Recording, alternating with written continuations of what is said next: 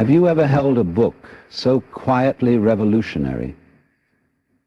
It didn't merely speak to your mind, but whispered to the depths you barely knew existed. Imagine this. You open those pages expecting information, but instead, something happens. You start to feel the walls inside you trembling, the old certainties cracking. This book doesn't just share ideas, it questions the reader behind the eyes. It peels away what you think you know about yourself. And that, my friend, is why you must stay with me through this entire journey. Because by the end you might see that the book itself isn't what changes your life. It's what it awakens within you. You see, the real power of words lies not in their sound or their shape, but in the silence they ignite between your thoughts. It is in that space, vast, open, unsettling, that true transformation occurs. A great book doesn't teach you what to think, it teaches you how to see. And once you see clearly, your old habits and self-made prisons can no longer hold. But there's danger in this clarity too. For what happens when the story you've believed about yourself begins to unravel? Who are you without the mask, without the comforting lies? It feels frightening, yet deeply liberating, because in that unguarded space, you discover that your worth was never in your roles, achievements, or opinions. Your worth simply is. This is why the book that changed thousands of lives didn't simply offer answers. It dared to question the very framework of the questions themselves. It didn't add to your mind, it subtracted the noise until you could hear the gentle hum of your own truth. And when you begin living from that truth, without force, without pretense, you become the very message that once moved you. You notice that you don't have to convince anyone. Your presence speaks louder than your words ever could. Quietly, your transformations slip for others to awaken too. Yet here lies the final paradox. The most powerful book is not something you hold, but something you live. Each choice you make, each thought you question, each moment you stay awake instead of drifting into habit, this is your real masterpiece. Watch this until the last word. Not because of what I say, but because of what it might stir within you. The book that changed thousands of lives may look like ink on paper, but its true form is your own awakening. Written anew every day you dare to see, true love flows effortlessly when you stop seeking and start becoming. At first glance, this sounds almost too simple, as if love were a thing that just happens when we stop trying.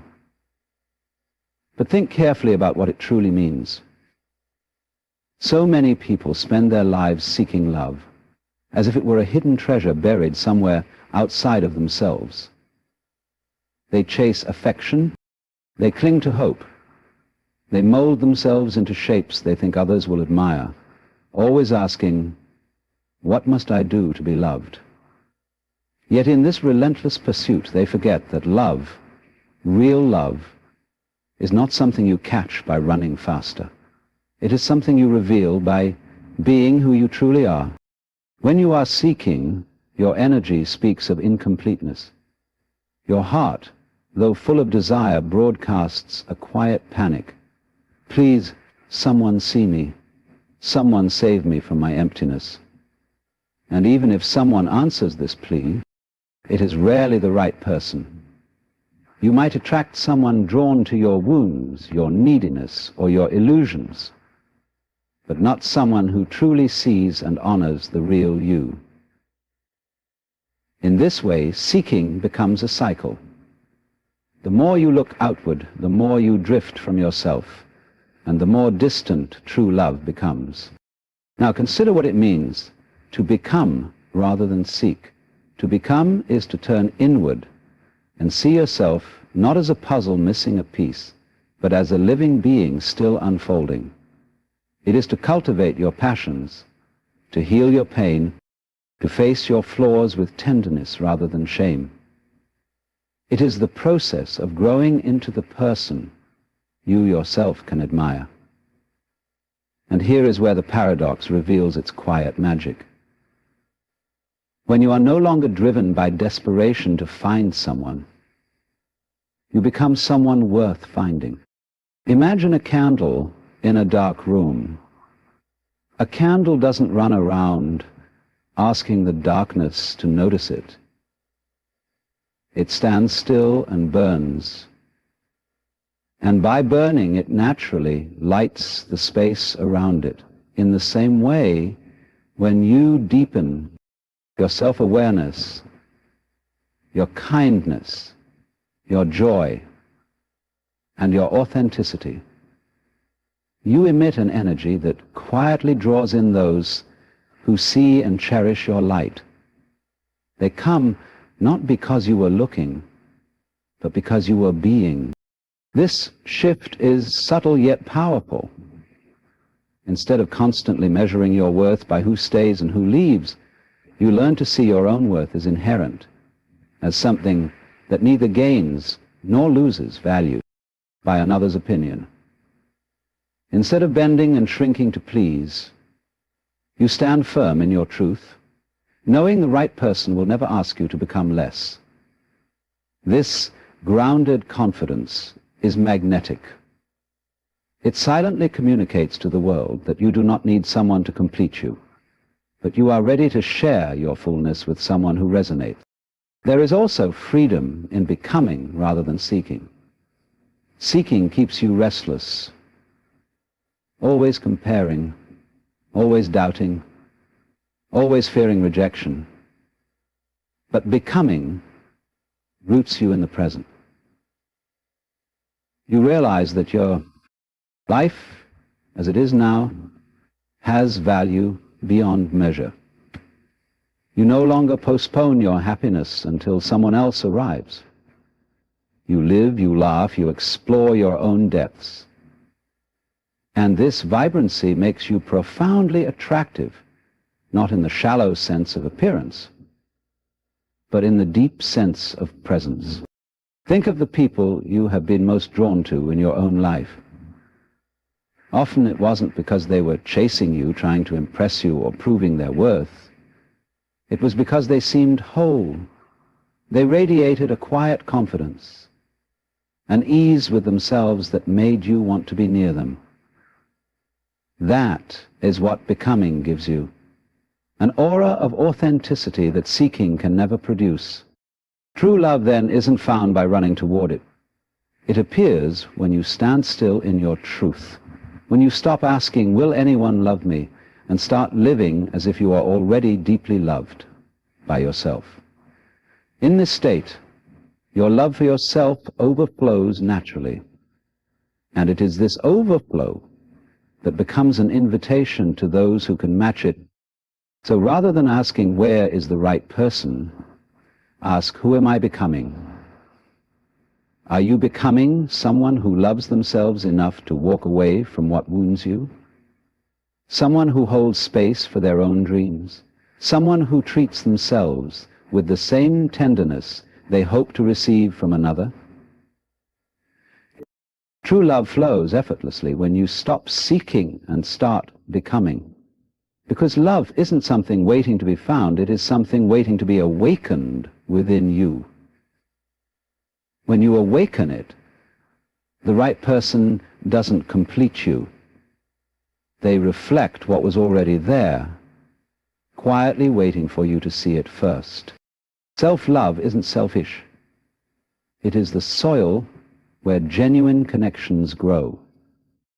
It's easy to misunderstand what it means to love yourself. Many imagine it as arrogance, vanity, or self-obsession, a kind of cold self-centeredness that builds walls instead of bridges. But real self-love is nothing like that. It isn't loud or boastful. It is gentle, quiet, and deeply nourishing, like rich earth nurturing the roots of a tree. And just as healthy soil sustains growth, true self-love sustains relationships that are grounded in respect, authenticity, and warmth. Think about a person who neglects their own well-being entirely in the name of love. They pour out everything they have, hoping this sacrifice will make them indispensable to someone else. At first, it may even look noble, the image of selflessness. But what grows from depleted soil? The love they offer becomes tinged with fear, exhaustion, and quiet resentment. Over time, what began as devotion becomes a desperate plea for validation, and the relationship suffers. Instead of a space where two people can flourish, it becomes a garden starved of nutrients, wilting under the weight of unspoken needs. Now imagine a person who has taken the time to tend to their own inner garden. They listen to themselves, honor their boundaries, forgive their mistakes, and celebrate their small victories. They know when to say yes, and when no is an act of care, not cruelty. This person's love doesn't come from desperation to be chosen. It flows from a place of wholeness. They can give freely because they don't feel hollow. Their relationships are not driven by fear of being alone, but by a genuine desire to connect and share. When you truly love yourself, you stop offering love as a transaction. If I give enough, will you stay? And instead, offer it as a gift, expecting nothing in return. This changes everything. The people drawn, you are not those looking for someone to save or fix them, but those who appreciate your strength, your kindness, your authenticity. Self-love, then, becomes a quiet filter. It keeps out those who would take advantage of your kindness, and it welcomes those who cherish and reciprocate it. Self-love is also the soil of honesty. When you love yourself enough, you don't hide your truth to keep someone near.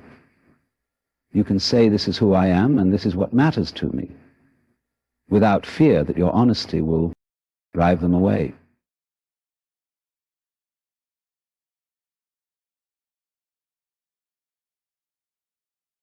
Consider how plants lean toward the light. Similarly, people are drawn to those who radiate ease with themselves. When you love yourself, you radiate acceptance. You're not perfect, no one is, but your imperfections no longer frighten you. This quiet self-acceptance becomes a beacon for others who are tired of pretending and long to be seen as they truly are. And in this space, genuine love can blossom. Another profound truth is that self-love teaches you what you truly deserve. Without it, you may settle for crumbs, mistaking them for a feast, because you haven't learned to recognize your own worth. But when you cultivate love within, you can see clearly when someone's presence in your life feels nourishing and when it drains you. You begin to ask, does this connection make me feel alive, respected, and valued? And if it doesn't, you have the courage to walk away. Not out of bitterness, but because you trust that love shouldn't cost you your peace.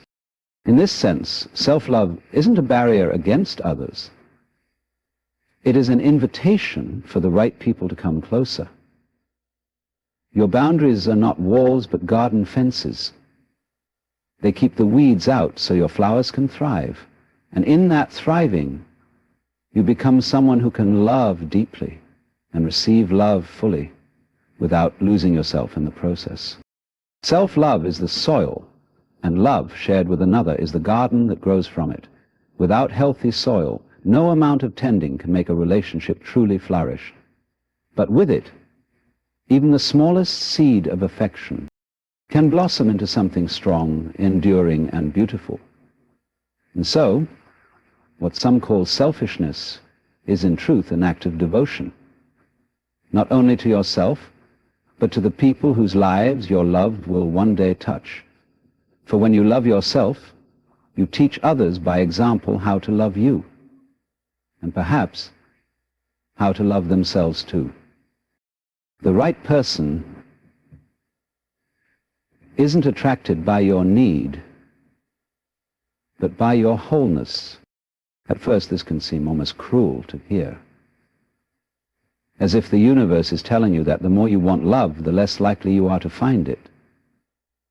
Yet there is a quiet wisdom here that, once understood, transforms not only the way you look at relationships, but also how you live your entire life. It invites you to step back and notice a simple truth. People aren't drawn to desperation.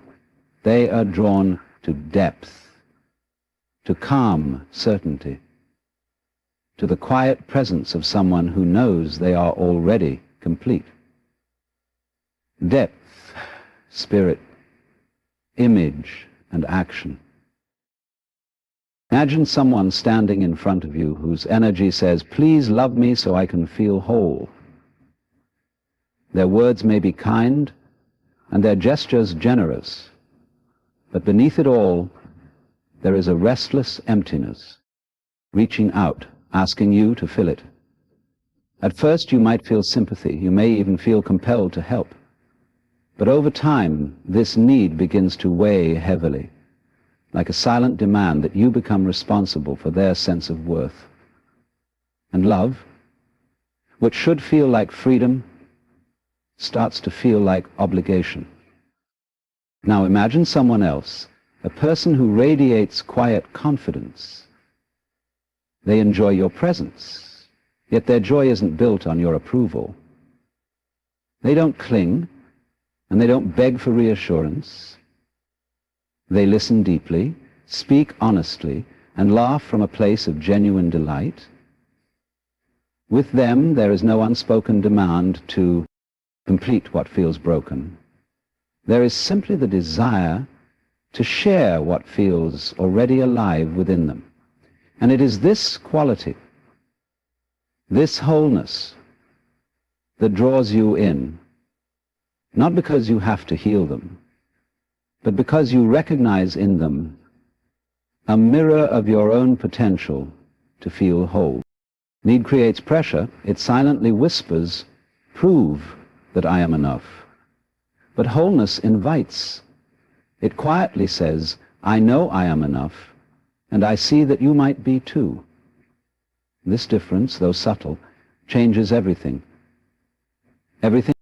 A relationship built on need quickly becomes a transaction. If I make you happy, you will stay. But a relationship born from wholeness becomes a dance. Two complete beings choosing freely and without force to walk beside each other. Wholeness is not about perfection. It doesn't mean you never feel lonely, never make mistakes, or never hope for love.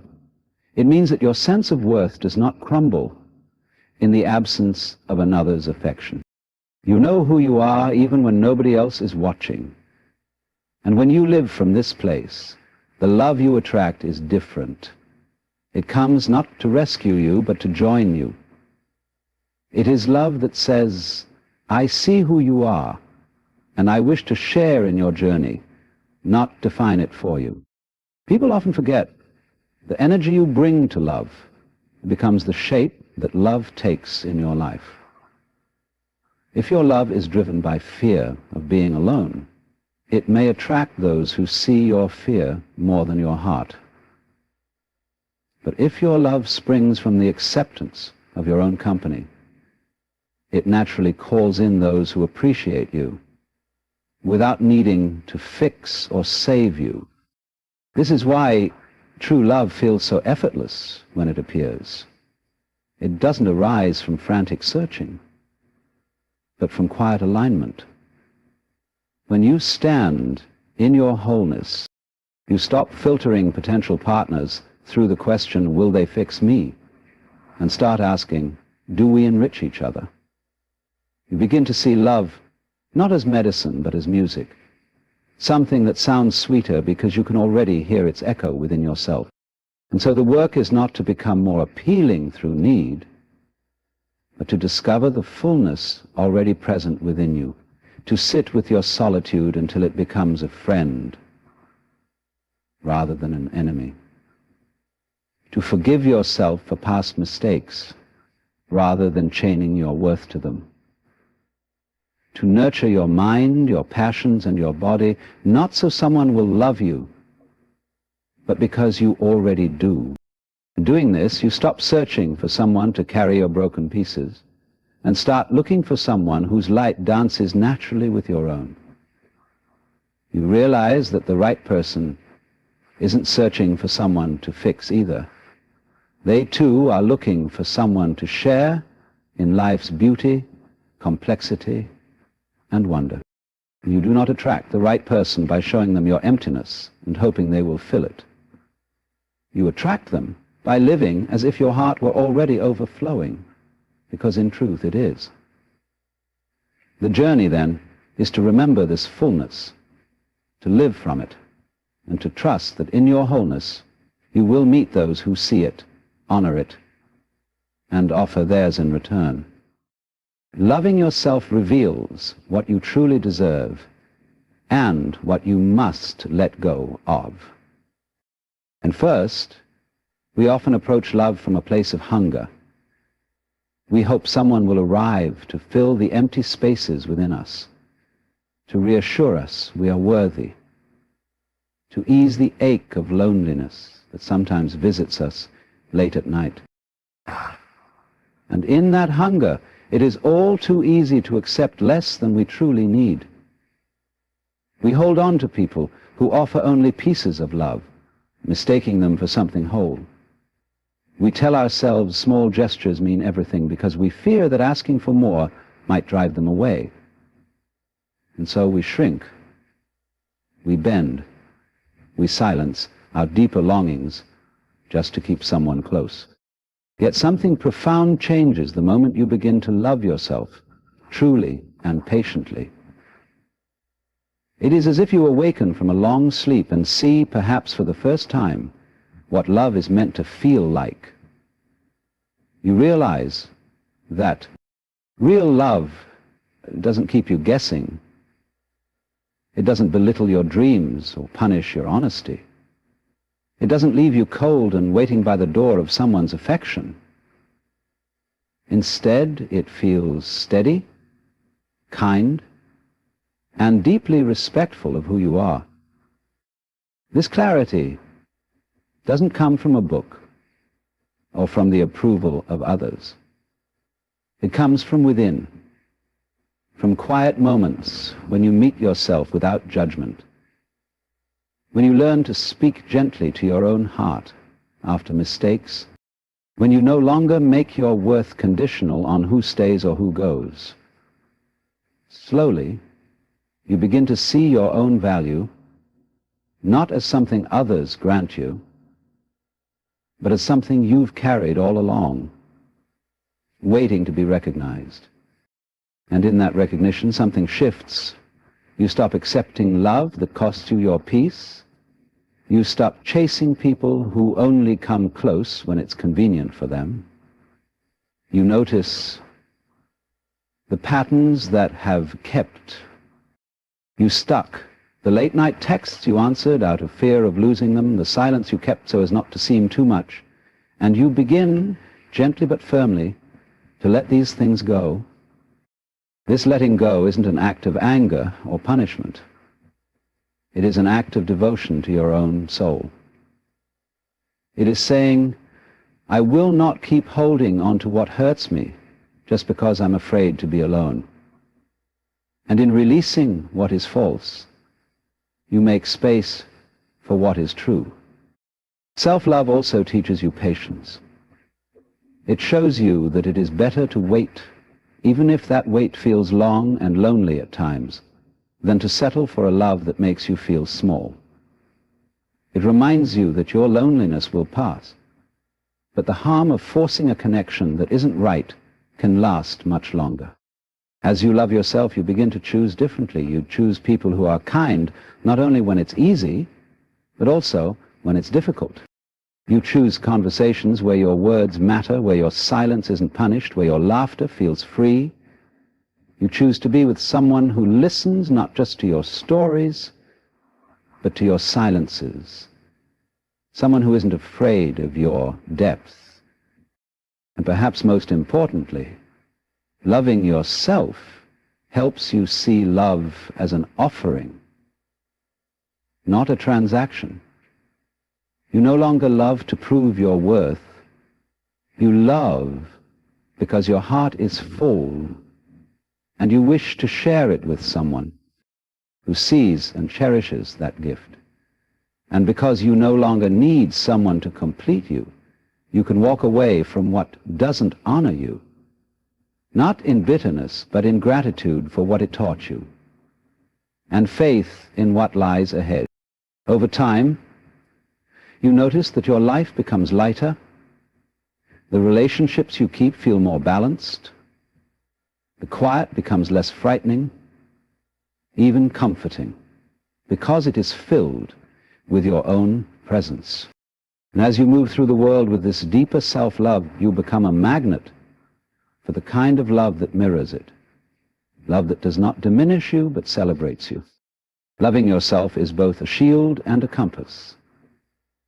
It protects you from what is unworthy of your spirit and guides you toward what feels true. It teaches you that you are not here to convince anyone of your value, but to live in such a way that those who can see your light will naturally draw closer. And in this way, by loving yourself, you don't just learn what you deserve. You begin to live as though you already have it.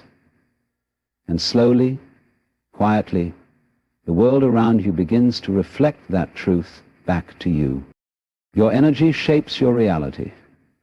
Desperation repels, confidence attracts. In the quiet spaces between our words, in the subtle pauses before we act, there is something few truly notice: the energy we carry. It is silent yet powerful, invisible yet deeply felt. And though we rarely speak of it directly, it shapes our relationships, our choices, and even the love we find, or fail to find. At its heart lies a profound paradox. When you move through life with desperation, clutching tightly at the hope someone will stay, you often push them away. Yet when you stand in quiet confidence, knowing your worth, you draw the right people effortlessly toward you. Desperation is born from the fear of lack, the gnawing belief that love is scarce, and that if you do not act, if you do not prove yourself, you might miss your only chance. In this state, your every gesture carries a hidden plea. Please see me. Please choose me. You may say all the right things, smile at all the right times, but beneath it flows a restless undercurrent that others can sense, even if neither you nor they could name it.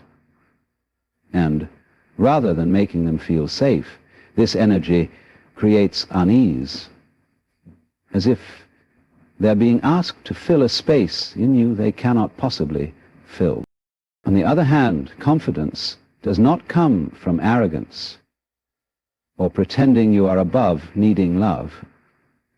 It comes from a calm acceptance of yourself, an unspoken belief that you are already enough, with or without someone else's affection. This energy is not loud. It does not shout. It is the quiet steadiness of someone who can be alone and yet remain whole. Someone who offers love as a gift rather than as a request for rescue. And this is deeply attractive, not because it performs, but because it simply is. Think of a flame. When you smother it with your hands, desperate to keep it burning, You risk putting it out, but if you allow it space, it dances and glows on its own, drawing others near for its warmth. Your energy works the same way. When your presence feels open and free rather than clinging, it invites people closer, not by force, but by natural gravity. Consider, too, how desperation can blind you. When you are afraid to lose love, you may ignore warning signs, silence your instincts, or accept treatment that wounds your spirit. Your fear whispers that even a love that hurts is better than none at all. And so, the very energy meant to secure love ends up chaining you to pain. But when you stand in confidence, you see more clearly. You can say, "This does not feel right," and walk away, not because you do not care, but because you care enough about yourself to trust there is something better. Confidence also changes what you seek. Desperation searches for someone, anyone, to stay, even if they cannot truly love you as you are. But confidence waits for someone who aligns with your truth, who sees your flaws, and remains, not out of pity, but out of genuine love. And because your energy is not pleading, those who come to you do so freely, drawn by your authenticity rather than by your emptiness. This is not to say you must never feel longing. Longing is human, and to desire love is natural. But there is a difference between longing and desperation. Longing says, "I wish to share my life with someone." Desperation cries, "I need someone to make my life worth living." One is an expression of fullness, the other of emptiness. And people feel this difference, often long before words are spoken. Your energy then becomes both your message and your mirror. It shapes how others respond to you, what you tolerate, and even what you notice. When you carry quiet confidence, you are more likely to see kindness, warmth, and sincerity in others, and to recognize when it's genuine. When you move from desperation, you see what you hope for, not always what truly is. And this can lead you into love that isn't love at all. Tend to your energy as carefully as you tend to your words and actions. Cultivate patience with yourself, forgive your own mistakes, and learn to enjoy your own company. These small acts build the foundation of confidence, not the kind that demands attention, but the kind that radiates peace. In this way, you come to understand something deeply liberating. Love does not arrive because you chase it. It comes because you become someone who no longer needs to chase. And then, quite naturally, your energy draws the right person closer, not through fear, but through the gentle power of your quiet certainty. To love yourself is to know you are complete before anyone arrives. This idea is quietly revolutionary because so much of what we learn about love is built on the myth that someone else must appear to finish our story. From childhood stories to love songs, we are taught to believe we are halves searching for our missing piece. And so we grow up looking outward, convinced that until we find another, we remain unfinished. But pause and truly reflect on what this belief does to the soul. It keeps us waiting, endlessly measuring our worth by someone else's presence, and it quietly whispers that we are not whole unless another person says so. Yet self-love offers a different path, a gentler truth that is far more empowering. You are already complete. Your essence isn't fragmented. Your spirit isn't waiting in a distant future to be rescued. When you love yourself, you don't do so to prepare for someone else to validate you. You do it because deep within, you begin to sense that your existence alone is reason enough for care, tenderness, and respect. This shift doesn't happen overnight. At first, loving yourself might feel like an empty ritual, saying kind words into a mirror that feels like a stranger's reflection. But as you continue, something begins to change. Your own company starts to feel less like exile and more like sanctuary. Silence no longer feels oppressive, but becomes a space where your thoughts can breathe, where your heart can speak and be heard. And then something remarkable unfolds, because you no longer see yourself as a half. You stop seeing others as saviors. You begin to approach relationships not as desperate quests to be completed, but as opportunities to share what you already carry inside. Love becomes an offering, not a transaction. You are not waiting to be chosen so you can finally feel worthy. You already feel worthy, and from that place, you choose, carefully, consciously, and without fear. This changes what you seek and what you accept. Someone who only offers you scraps of affection no longer seems enchanting. You can see it for what it is. Not enough for someone who knows they are whole. You no longer cling to people who cannot meet you in honesty, because you have become honest with yourself. The longing for love remains, but it softens. It no longer roars as a demand to fill a void, but whispers as a quiet wish to share your journey. To know you are complete also frees those you love. You no longer place the impossible weight of your happiness on their shoulders. You do not ask them to fix wounds that only you can heal. Instead, you meet them as equals, not to lose yourself in them, but to walk beside them. Your love becomes lighter, freer, and paradoxically, deeper, because it is not driven by fear. Consider how this feels to the one you love. They don't have to tiptoe around your insecurities or constantly reassure you of your worth. Instead, they encounter someone grounded, someone whose heart is open not from neediness, but from choice.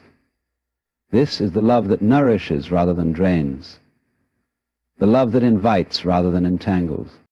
To be complete doesn't mean you have no shadows, no flaws, no moments of doubt. It means you have accepted them as part of your wholeness, rather than proof of your brokenness. You see that your scars are not gaps waiting to be patched by another's affection, but marks of your journey, reminders of your resilience. Loving yourself is not an act of closing your heart to others. It is the very act that makes you ready to love deeply and be loved well. Because only when you know you are complete can you allow someone else to come close without fearing their leaving would destroy you. Only then can you see love not as the air you need to breathe, but as a breeze that adds to a life already rich with meaning. In this way, the story changes. You are not a half searching for your other half. You are a whole being whose love story begins within. And when someone arrives, the right person, who is whole in themselves too, they do not complete you. They reflect what you already recognized in yourself, that you were always enough, and together you simply become more. The people you draw to you mirror how you see and treat yourself. At first glance, it might sound almost mystical to say that your relationships are reflections of your inner world. Yet if you pause and look closely, the pattern becomes undeniable. What you believe about yourself quietly shapes who stays, who leaves, and the kind of love you invite into your life. Like a mirror, the world responds to the image you hold inside, not always in words, but in subtle gestures, in silent expectations, and in the boundaries you set or fail to set. Consider someone who deep down feels unworthy of love. They may never say it aloud, and they might even work hard to hide this belief from others. But it slips through in the way they accept crumbs instead of waiting for a feast, in the way they apologize for existing, or in how they cling to those who do not cherish them. Without realizing, they signal to others, "I do not expect to be deeply loved." And in turn, they often draw people who confirm this expectation. Partners who withhold affection, friends who take more than they give, and situations that echo the painful belief that they do not deserve more. Now imagine someone who has come to see themselves as worthy, not because they think they're perfect, but because they have learned to embrace both their light and their shadows. This person doesn't demand constant reassurance, yet they naturally attract respect. They do not chase those who do not value them, because they value themselves too much to remain where love is absent. Their boundaries are not walls, but gentle reminders of self-respect, and those who come close feel this. In response, people often treat them with a deeper care, because they see how this person treats themselves. This mirroring isn't about blame, it's about awareness. It's a reminder that what you accept in your inner dialogue often becomes what you accept from others. If your self-talk is harsh, filled with judgment and shame, you may find yourself drawn to those who echo this harshness. Partners who criticize, friends who belittle. But as you learn to speak to yourself with kindness, to forgive your missteps and celebrate your growth, the energy around you begins to shift. You start to recognize the difference between love that lifts and love that weighs you down. It's not magic, it's alignment. Your outer world starts to reflect your inner choices. When you see yourself as deserving of compassion, you are less likely to tolerate cruelty disguised as love. When you see yourself as interesting and worthy of being heard, you find yourself surrounded by people who listen, rather than those who silence you. Sometimes this realization brings grief before it brings peace. You may see that the relationships you've held closest were built on your old, wounded beliefs, and letting go of them can feel like losing part of yourself, but in truth, it is not your real self you're losing. It is the identity shaped by fear and self-doubt. And though it hurts, this clearing makes space for connections that align with who you are now becoming. It's also important to see that this mirroring works in every direction. When you radiate authenticity, you invite others to do the same. Your courage to speak your truth makes it safer for others to speak theirs. Your willingness to love yourself despite imperfections teaches others that they too can be loved as they are. In this way, your inner transformation becomes a quiet gift to everyone you meet. To change what you attract, then, is to change what you accept from yourself first. It means noticing the silent ways you betray yourself, agreeing to things that feel wrong, laughing off hurtful comments, or staying silent when your heart cries to speak. It means gently but firmly choosing different again and again until self-respect becomes your natural state. Over time, you see that the people in your life begin to look different. Those who once drained your spirit may fade away, not out of anger, but because there is no longer space for them. And those who arrive or remain are those who meet you as you meet yourself, with respect, kindness, and openness. In this way, the people you draw to you truly do mirror how you see and treat yourself. And when you commit to seeing yourself with love, compassion, and honesty, the reflection that comes back from the world becomes clearer, kinder, and infinitely more true. Authentic love is never found by force. I think it's on 180 early. I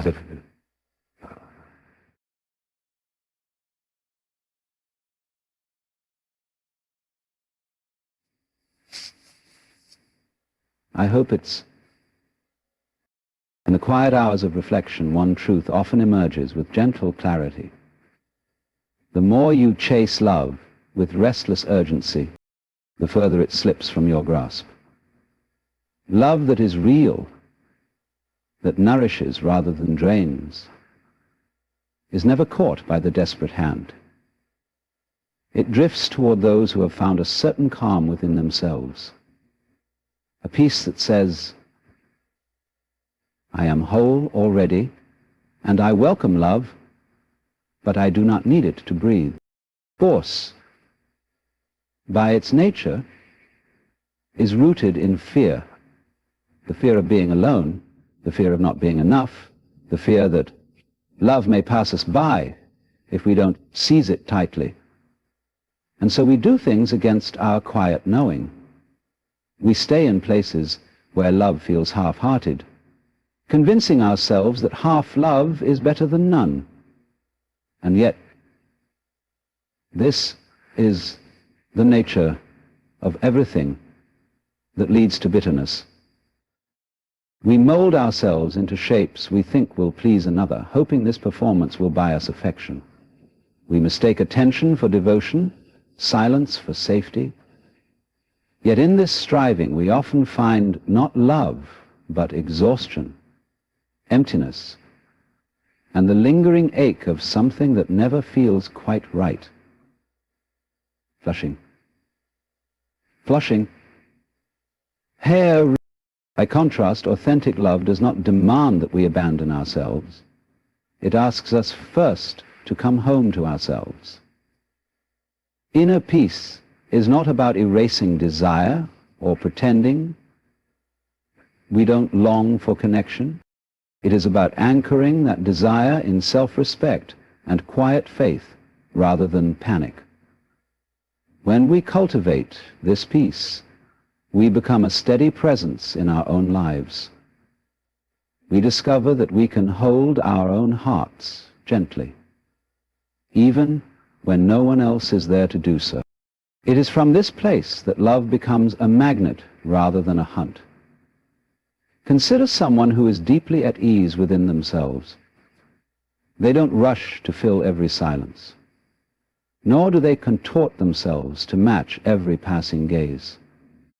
Their calm becomes a quiet invitation, an unspoken message that says, here I am, as I am.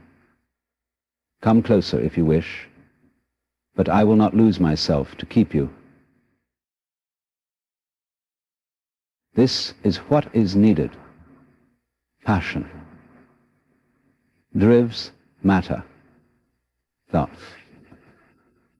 Push. Might. And when love is forced, it can sometimes look like devotion on the outside, grand gestures, constant contact, promises that spill out too quickly. But beneath it there is often a brittle edge, a silent fear that without this intensity the bond might dissolve. And more often than not it does, because love cannot root itself in desperation. It needs stillness, patience, and room to grow. Inner peace also gives you the strength to recognize what isn't truly love. When your spirit is calm, you can see clearly when someone's affection feels conditional, manipulative, or shallow. You no longer cling to it out of fear because you trust yourself to endure solitude rather than settle for something untrue. Paradoxically, is willingness to let go of what doesn't align makes you even more magnetic to what does. It is not the emptiness of need that calls in real love, but the fullness of presence. Authentic love recognizes itself in you. It comes not to complete you, but to walk beside you. And when it arrives, it feels less like an invasion and more like a meeting, a gentle merging of two lives that were already whole on their own. There is a softness in it, a shared freedom, because neither person holds the other hostage with expectation. You love not because you must, but because you truly want to. And that desire arises not from fear of losing, but from joy in giving. This is why forcing love never truly works. It chases away the very thing it seeks. It turns love into a prize to be won rather than a dance to be joined. But when you root yourself in inner peace, love stops being a desperate search and becomes an organic unfolding, something that feels natural, surprising, and deeply right. The work is not to run faster toward love, nor to build walls against it. The work is to cultivate calm in your own heart, to become someone who can sit quietly with their own thoughts and still feel whole. From there, love may come, quietly, unexpectedly, drawn not by your longing, but by your peace. And when it does, it will not feel forced. It will feel unmistakably like coming home. In the end, the journey to attract the right person isn't really a search out there. It's a return within. It is about understanding, often through painful lessons and gentle awakenings, that love, rooted in desperation, cannot blossom into something lasting. It is only when you learn to stand complete in your own presence, to speak to yourself with kindness, and to live as if your own heart is already enough, that true love quietly finds its way to you. When you love yourself deeply, you stop chasing and start becoming. You see that your worth isn't something granted by another's affection, but something revealed by your own acceptance. You recognize that the people you draw into your life mirror how you see and treat yourself, and so you tend to your inner world as carefully as you would a cherished garden. In doing so, you stop forcing love to stay and instead create space where it can freely arrive and naturally grow. Authentic love does not complete you. It reflects the wholeness you have discovered within. And so the deepest truth is this: love yourself first, not because it makes you worthy of love, but because you already are. From that quiet certainty, the right person will not need to be chased. They will simply recognize you, just as you will recognize them, as two souls who are already whole, walking together, not out of need, but out of choice.